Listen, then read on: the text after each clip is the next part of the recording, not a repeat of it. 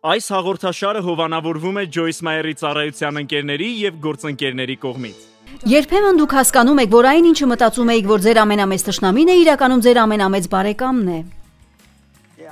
Քչերն են հասկանում դա։ Այն բաները, որոնք ամենից շատ են ցավեցնում ձեզ, ամենից շատ էլ սովորեցնում են։ Ես անում եմ այն, ինչ անում եմ, քանի որ տեսել եմ, թե ինչպես է Աստծո զորությունը վերափոխել իմ կյանքը, եւ նույնը կկատարվի քո կյանքում։ Ամեն ինչի բանալին Աստծո խոսքի մեջ է։ Ես Ջոյս Մայերն եմ եւ ես հավատում եմ, որ Աստված կարող է բժշկել քեզ ամեն բնագավառում, որտեղ վերքեր ունես։ Այս առավոտ ուզում եմ խոսել խոնարհ վերաբերմունք ունենալու մասին։ Ասեք ախ։ Խոնարհություն։ Կարծում եմ շատ մարդիկ սխալ պատկերացում ունեն խոնարհության մասին։ Նրանք մտածում են, որ խոնարհվել նշանակում է թույլ տալ, որ մարդիկ անցնեն իրենց վրայով, իրականում այդպես չէ։ Բոլոր առաքինություններից խոնարհությունն ամենից դժվար է ձեռք բերելը եւ պահպանելը, որովհետեւ բոլորս ցանկանում ենք լինել առաջինը, ցանկանում ենք լինել նկատված, լինել կարևոր։ Մենք կարող ենք լինել այս ամենը, բայց միայն Քրիստոսով, ոչ թե մեզնով։ Ես սիրում եմ ասել, որ մենք ամեն ինչ ենք եւ ոչինչ, ամեն ինչ Քրիստոսով, ոչինչ մեզնով։ Ամեն ինչ Քրիստոսով, ոչինչ մեզնով։ Ես տանել չեմ կարողանում, երբ ասում են ես եմ ինձ ստեղծել։ Գուցեև, բայց դու երկար չես մնա այդպիսին եւ երջանիկ չես լինի։ Ես արժանի չեմ անելու այն, ինչ անում եմ։ Ես չունեմ համապատասխան կրթություն դրա համար։ Հավանաբար ես նույնիսկ չունեմ համապատասխան անհատական առանձնահատկություններ։ Իմ ձայնը մի փոքր յուրահատուկ է, բայց ես այստեղ եմ եւ Աստված կարող է անել ցանկացած բան, ցանկացած մարդու հետ, բայց խոնարհությունը մեծ դեր ունի այն բանում, թե արդյոք Աստծո ծրագիրը կիրականանա ձեր կյանքում։ Ես սկսեցի 45 տարի առաջ Աստվածաշնչի սերտողությամբ, որին մասնակցում էր 12 մարդ, այնուհետև նրանց թիվը հասավ 25-ի։ 5 տարի շարունակ ամեն երեքշաբթի երեկո մեր տանն անցկացնում էինք Աստվածաշնչի սերտողություն։ Դրանք 5 երկար տարիներ էին։ Իսկ ես ունեի մեծ տեսիլք, բայց փոքրիկ իրականություն։ Ինչ որ մեկը հասկանում է, թե ինչ նկատի ունեմ։ Մենք միշտ մտածում ենք, որ սպասում ենք Աստծուն, բայց անկեղծ ասած սովորաբար նա է մեզ սպասում։ Եվ ես խնդիր ունեի հպարտության հետ։ Ես ունեի խնդիր հպարտության հետ, որովհետև ես անապահով էի։ Իսկ մարդիկ, որոնք անապահով են, ուզում են կարևոր զգալ։ Մանկության տարիքում ինձ բռնության են ենթարկել եւ ես միշտ զգացել եմ, որ լավը չեմ, որ ինչ որ բան այն չէ ինձ հետ։ Հայրս միշտ ասում էր, որ ես ոչնչի չեմ հասնի։ Ուստի ամեն ինչից առավել ես ուզում էի լինել մեծ, լինել կարևոր։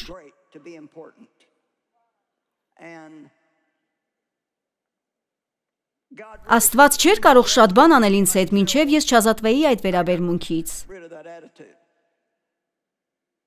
Աստված իրականում կարող է գործածել միայն խոնարհ մարդկանց։ Խոնարհ մարդիկ են, որ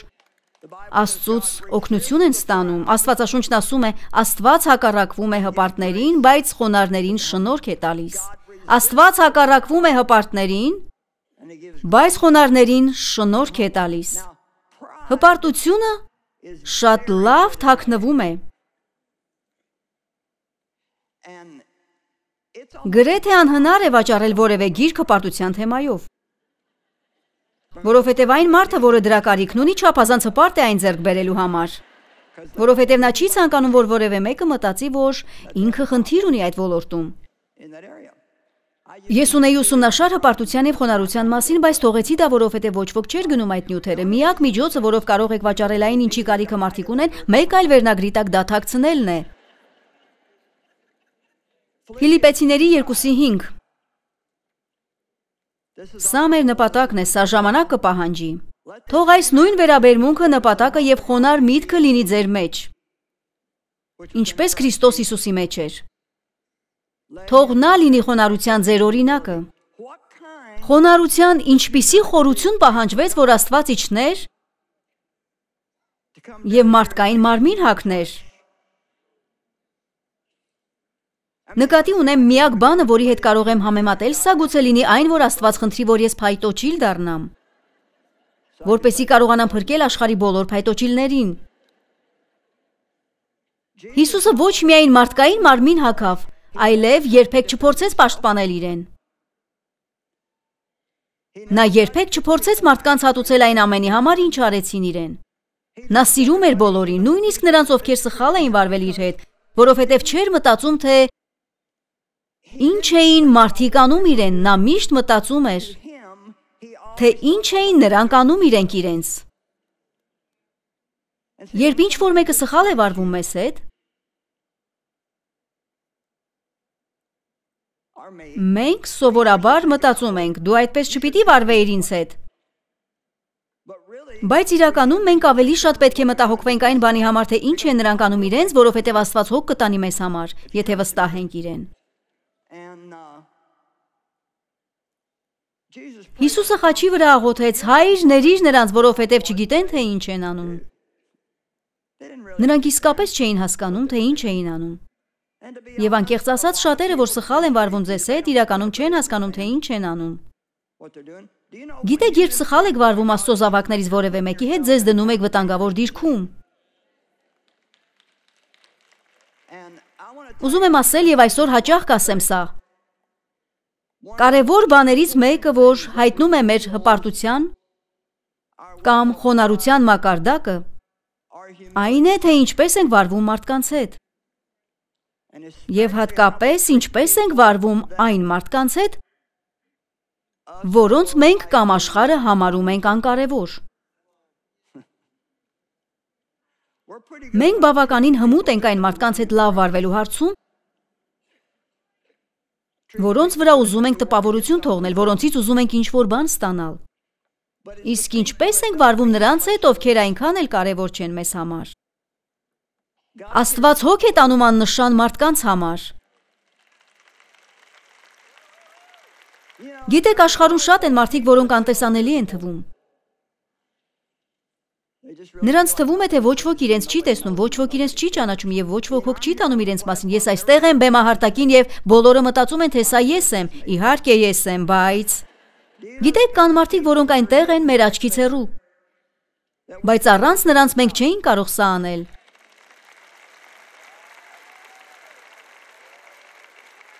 Մենք ունենք համաժողովների կազմակերպման բաժին, որն ամիսներ առաջ քրտնաջան աշխատում է։ Մենք արդեն ամրագրել ենք հավաքույթների բոլոր վայրերը հաջորդ տարվա համար։ Դա անելու համար շատ աշխատանք է պահանջվում, եւ մենք ունենք մարդիկ, որոնք զբաղվում են այդ ամենով։ Ետնամասում կա մի սենյակ, որը լի է շատ տաղանդավոր մարդկանցով, որոնք նկարահանում են սա հեռուստատեսության համար, որպեսզի այն, ինչ անում ենք այստեղ, հեռարձակվի աշխարհով մեկ 100-ից ավելի լեզուներով։ Նրանք կարևոր են։ Գիտեք, թե ովքեր են կարևոր, օգնականները։ Դուք չեք կարող սա անել առանց ձեզ օգնող մարդկանց։ Այս սրահն այսպիսին չէ, երբ մենք գալիս ենք։ Դուք պետք է տեսնեք, թե ինչպիսի տեսք ունի այս վայրը սկզբում։ Նկատի ունեմ, չկան լույսեր, չկան աթոռներ։ Ինչ-որ մեկը պետք է դասավորի այս աթոռները։ Պարզապես շատ բաներից մենք տեղյակ չենք։ Ես չեմ կարծում, որ մարդիկ իսկապես գնահատում են այն, ինչը առաջարկվում է իրենց։ Երբ հրավիրվում են անվճար մասնակցելու այսպիսի հավաքույթի։ Ով է նման բան անվճար անում։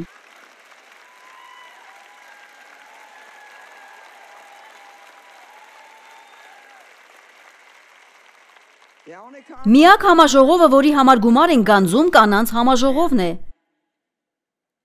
Եվ անկեղծ ասած, այսօր շատ չեն այն մարդիկ, գուցե 1 կամ 2, որ անվճար համաժողովներ են անցկացնում։ Այդ է պատճառը, որ երբեմն ինձ ցավեցնում է, երբ մարդիկ զայրանում են, երբ իրենց խնդրում են զոհաբերություն տալ։ Ապշեցուցիչ է։ Գիտեք, ես պատվի եմ արժանանում, բայց ուզում եմ պատվի արժանացնել նրանց, որովհետև ես չեմ կարող անել այս ամենը առանց նրանց, ովքեր օգնում են ինձ։ Ամեն։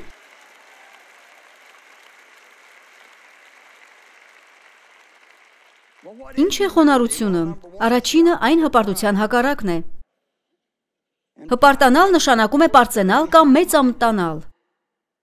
Մտածել ավելի բարձր ինքդ քո մասին, քան հարկն է։ Աստված չի ցանկանում, որ ցածր կարծիք ունենանք մեր մասին։ Բայց չի էլ ցանկանում, որ մեր մասին մտածենք ավելի բարձր, քան հարկն է, եւ անշուշտ չի ցանկանում, որ ցածր կարծիք ունենանք ուրիշների մասին։ Ամեն անգամ, երբ դատում ենք ինչ-որ մեկին, դա հպարտության պտուղ է։ Ամեն անգամ, երբ քննադատում ենք ինչ-որ մեկին, դա հպարտության պտուղ է։ Որովհետև մենք քննադատում ենք մարդկանց, որոնք չեն վարվում այնպես, ինչպես մենք, կամ չեն վարվում այնպես, ինչպես մենք կարծում ենք, որ կվարվեինք։ Ես երբեք այդպես չէի վարվի, սիրելիս, դու չգիտես, թե ինչ կանեիր, մինչև չհայտնվես այդ իրավիճակում, ամեն։ Որքան ցավալի է, երբ մասնակցում եք նման հավաքույթների եւ հեռանալով միայն մտածում եք այն մասին, թե ինչն էր սխալ։ Լույսերը չափազանց պայծառ էին, երաժշտությունը չափազանց բարձր էր։ Գիտեք, մարդիկ մեզ գրում են, որ Ջոյսի ականջողերը չափազանց երկար են, Աստված իմ։ Միթե այն ինչ կարող էիք ինձ ասել այսքան քրտնաջան աշխատելուց հետո, այն է, որ իմ ականջողերը չափազանց երկար են։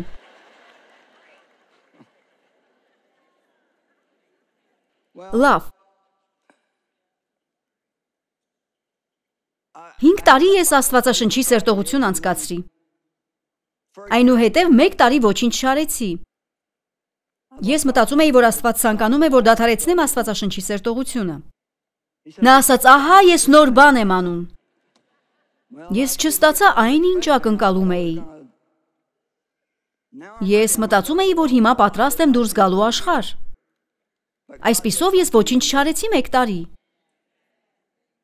Բայց Աստված ինչ-որ բան արեց իմ մեջ, որն անհրաժեշտ էր, նախքան կկարողանայի բարձրանալ հաջորդ մակարդակ։ Աստված առաջ է մղում մեզ մակարդակներով, ինչպես դպրոցում։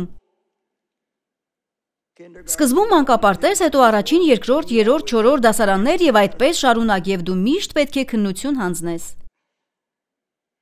Աստված միշտ կստուգի քեզ յուրաքանչյուր մակարդակում, նախքան թույլ կտա, որ բարձրանաս հաջորդ մակարդակ, ու եթե չհանձնես տվյալ մակարդակի քննությունը, կմնաս նույն մակարդակում, երբ Հիսուսը գա քեզ տանելու։ Մեզնից ոմանք դեռ կլինեն ավազների մեջ, երբ գնանք երկինք։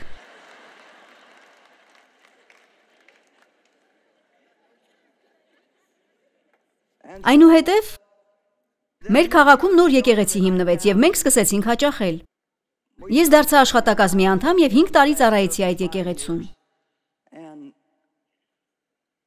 Ես շատ բան սովորեցի այնտեղ։ Հովիվը 26 տարեկան էր, իսկ ես 36 եւ երկուսս էլ մտածում էինք, թե ամեն բան գիտենք, բայց ոչ մեկս էլ ոչինչ չգիտեինք։ Գիտեք, դուք իրականում շատ բան չեք իմանում, մինչև չեք դառնում 40 կամ 50 տարեկան։ Ինձ համար միևնույն է, թե քանի դիպլոմ ունեք, ես խոսում եմ կյանքի մասին։ Ամեն։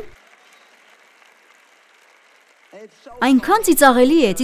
երբ 18 տարեկանը մտածում է, որ ամեն բան գիտի։ Ձեզ դուր չի գալիս, երբ նրանք չեն լսում ձեր ասածը, որովհետև իրենք գիտեն, իրենք հասկացել են եւ գիտեն ավելին, քան դուք։ Ձեզ միայն մնում է ժպտալ եւ ասել. «Լավ, կսպասենք եւ կտեսնենք»։ Այո, որովհետև մենք էլ ենք այդպիսին եղել։ Եվ եթե պատրաստվում ենք լինելու իշխանության դիրքում, Աստծո կարևոր պայմաններից մեկն այն է, որ սովորենք լինել իշխանության ներքո։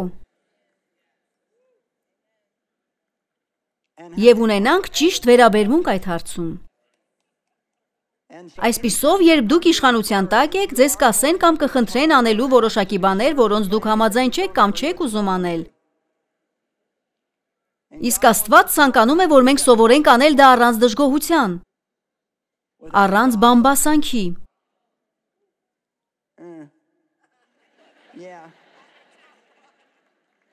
Վերջապես ես սովորեցի եկեղեցում ոչ ոքի ոչինչ չասել, բայց երբ գնում էի տուն, փնթփնթում ու տրտնջում էի ամուսնուս առջև։ Եվ Աստված ասաց. հարցն այն չէ, թե ում հետ ես դու խոսում, այլ այն, թե ինչ խոսքեր ես արձակում մթնոլորտի մեջ։ Ես չեմ ուզում լսել դրանք։ Ուզում եմ, որ սեղմես շուրթերդ եւ պարզապես անես այն, ինչ խնդրում են քեզ անել։ Դա դժվար էր։ Իմ սրտում այնքան շատ բան կար, որ ուզում էի անել, այնքան շատ։ Ես հարցնում էի իմ հովվից, կարող եմ գիր գրել, իսկ նա ասում էր ոչ։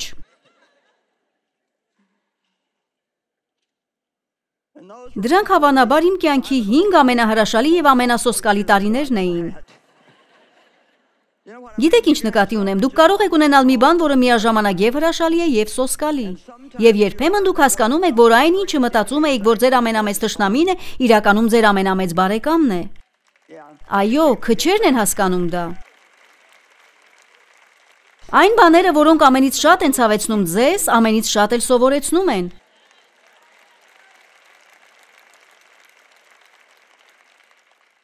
Կա սուրբ գրային մի խոսք, որն ասում է, որ Աստված կտա մեզ խավարի գանձերը։ Ինձ դուր է գալիս դա, այնպես որ եթե հենց հիմա ձեր կյանքում խավար ժամանակաշրջան է, Աստված ձեզ գանձեր կտա, եթե ձեզ ճիշտ պահեք։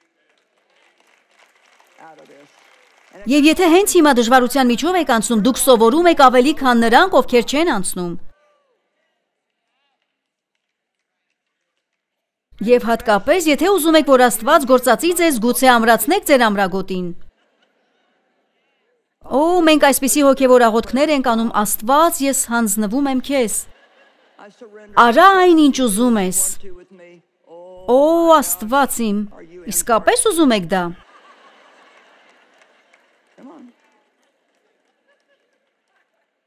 Կուզեի ունենալ այնպիսի ծառայություն, ինչպիսին Ջոյսինն է։ Սիրելիս, ես չեմ ստացել ուզելով։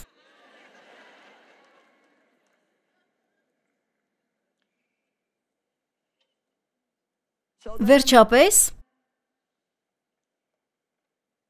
Աստված ասաց, որ ժամանակն է, որ թողնեմ եկեղեցին, սկսեմ իմ ծառայությունը եւ գնամ հյուսիս, հարավ, արևելք եւ արևմուտք։ Բայց երբ նա ասաց, որ կարող եմ գնալ, այլևս չէի ուզում գնալ։ Ոչ ոք չէր ճանաչում ինձ հյուսիսում, հարավում, արևելքում կամ արևմուտքում։ Ինչ պիտի անեի, ես հեռացա եկեղեցուց, ունեի մի հին գրասեղան, հաշվիչ եւ ոչ մի գումար։ Ես հիմնել էի կանանց ծառայություն, որին հաճախում էր շուրջ 400 մարդ։ Ինձ թույլ տվեցին օգտվել փոստային ցուցակից եւ ես սկսեցի գրել փոքրիկ նամակներ, խնդրելով մարդկանց օգնել մեզ։ Ես սկսեցի անցկացնել հավաքույթներ Սենթ Լուիսի հյուսիսում, Սենթ Լուիսի հարավում, Սենթ Լուիսի արևելքում եւ արևմուտքում։ Ես գնացի հյուսիս, հարավ, արևելք եւ արևմուտք։ Սա չափազանց երկար պատմություն է ամբողջությամբ պատմելու համար, բայց կասեմ ձեզ, երբ Աստված կանչեց ինձ, գաղափար չունեի, որ այսքան երկար ժամանակ կպահանջվի։ Երբեմն ես բերում եմ այս օրինակը։ Դուք գնում եք 1000 կտորից բաղկացած նկար գլուխ կոտրուկ, որովհետև տուփի վրայի նկարը գեղեցիկ է։ Դա նման է Աստծուց տեսիլք ստանալուն։ Բայց հետո բացում եք տուփը եւ տեսնում այդ 1000 կտորը։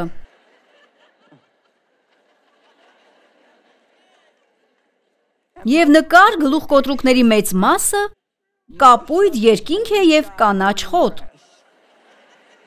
Եվ միգուցե մի փոքրիկ խրճիթ։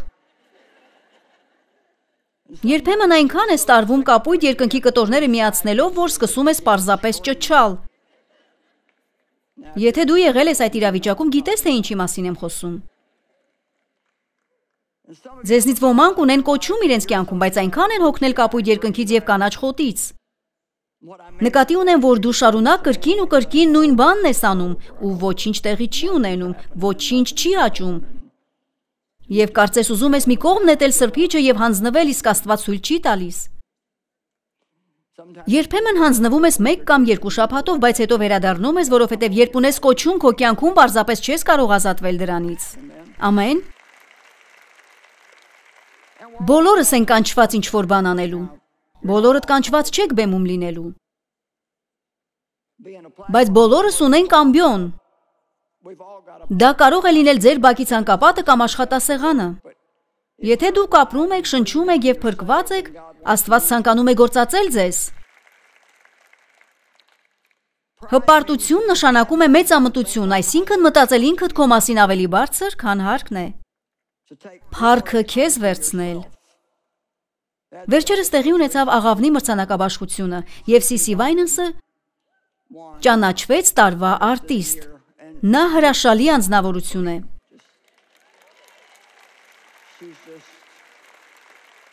Նա իսկապես գերազանց է։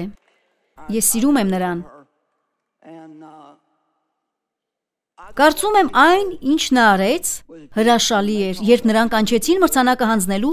նա մի պահ դադար տվեց, այնուհետև երգեց. Փառքը լինի Աստծուն, փառքը լինի Աստծուն, Աստծուն լինի ամբողջ փառքը, այն ամենի համար, ինչ նա արեց։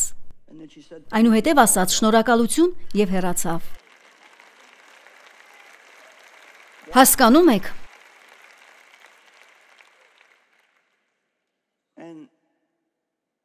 Նա այնտեղ է, որտեղ պետք է լինի։ Ես ուզում եմ, որ դուք լսեք, թե ինչ եմ ասելու։ Նա այնտեղ է, որովհետև գիտի, թե ով է ինքը։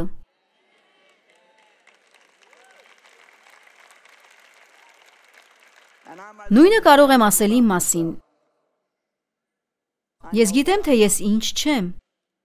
Ես գիտեմ, որ եթե Աստված չօգներ ինձ, ես հիմարություն կանեի ամեն անգամ, երբ բարձրանայի այստեղ։ Երբեք չմտածեք, որ ես բարձրանում եմ այստեղ առանց սերտելու խոսքը և առանց աղոթելու։ Որովհետև ես Աստծո օգնության կարիքն ունեմ։ Համացանցում կա մի նյութ։ Այն կոչվում է հպարտության 50 պտուղները։ Կարող եք տպել, եթե ուզում եք իմանալ հպարտ եք, թե խոնար։ Հեղինակը Բրենթ Դեթվիլերն է։ Ես ուզում եմ հարգանքի տուրք մատուցել նրան, որովհետև ինքս չեմ գրել սա։ Բայց շատ լավն է։ Ես կկարդամ մի քանի կետ։ Հպարտ մարդը ցանկանում է հայտնի կամ կարևոր լինել։ Այժմ երբ հետ եմ նայում այն տարիներին, այնքան եմ ամաչում։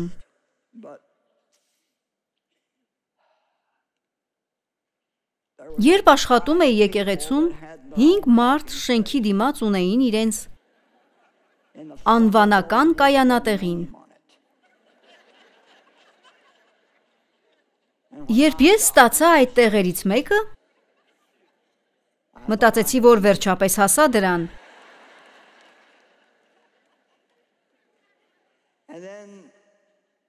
Ավագության մեջ, որի մասնիկ էի նաև ես, բոլորս ունեինք մեր անվանական նստատեղերը եկեղեցում։ Իմ անունը գրված էր իմ նստատեղի վրա։ Իմ անունը գրված էր իմ աշխատասենյակի դռան վրա, և իմ անունը գրված էր իմ կայանատեղիի վրա։ Ես մտածում էի, որ այնքան կարևոր եմ։ Ես շատ լավ էի զգում ամեն անգամ, երբ տեսնում էի իմ անունը։ Հատկապես, երբ տեսնում էի իմ անունը տեղեկագրում, որպես կանանց ծառայության ղեկավարի։ Օհ!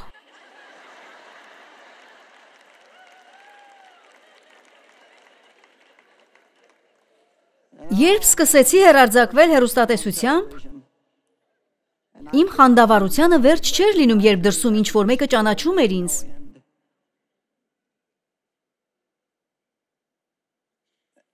Ես կարող եմ անկեղծ լինել և ասել, որ այժմ, երբ հանդիպում եմ մարդկանց, որոնք ճանաչում են ինձ, ես ուրախանում եմ նրանց համար, բայց դա ինձ չի ոգևորում։ Այնպես չէ, որ մտածում եմ, թե ինչ-որ մեկը ճանաչեց ինձ։ Ասելիքս այն է, որ բոլորս էլ բախվում ենք նման բաների։ Բայց այժմ ես հասկանում եմ, որ այն ամենը, ինչը այնքան կարևոր էր ինձ համար, երբ աշխատում էի այդ եկեղեցում, պարզապես ոչինչ չէր նշանակում։ Մի անգամ աշխատանքի ընդունվելու համար հարցազրույց էինք անցկացնում ինչ-որ մեկի հետ, և հարցերից մեկը, որ նա անկեղծորեն տվեց, սա էր. ինչ տիտղոս եմ ես ունենալու, և ես մտածեցի, ոչ մի, որովհետև ես քեզ չեմ ընդունի աշխատանքի։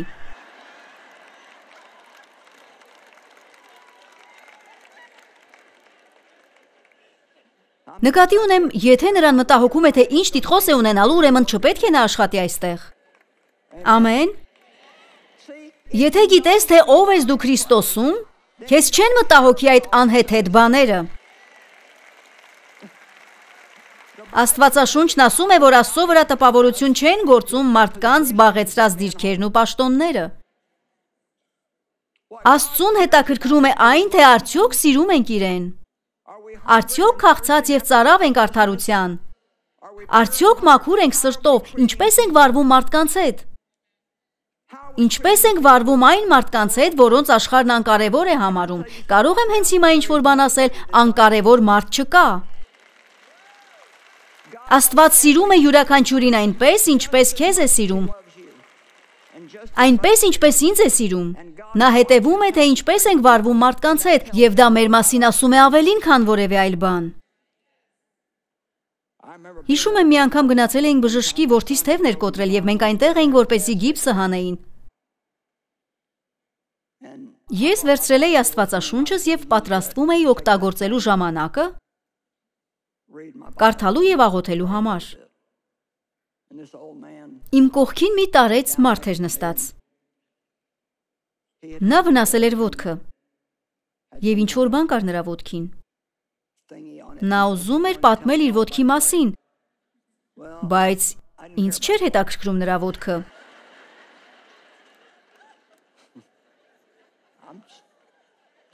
Ես ասում եմ ճշմարտությունը։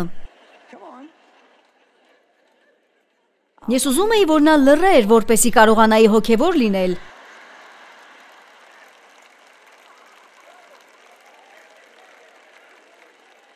Նույնիսկ աղոթեցի, որ Աստված լռեցնի նրան։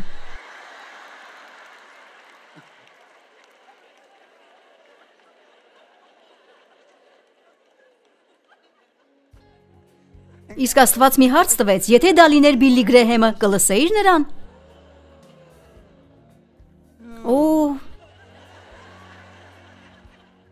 Ես կասեմ ձեզ, Աստված գիտի, թե ինչպես դիպչի ձեզ։ Հուսով ենք, որ վայելեցիք այսօրվա հաղորդումը։ Խնդրում ենք կապ հաստատել մեզ հետ կամ այցելել joycemeyer.org կայք ձեր աղոթքի խնդրանքները փոխանցելու կամ մեզ հետ համագործակցելու համար։ Այս հաղորդաշարը հովանավորվում է Joyce Meyer-ի ծառայության ընկերների եւ գործընկերների կողմից։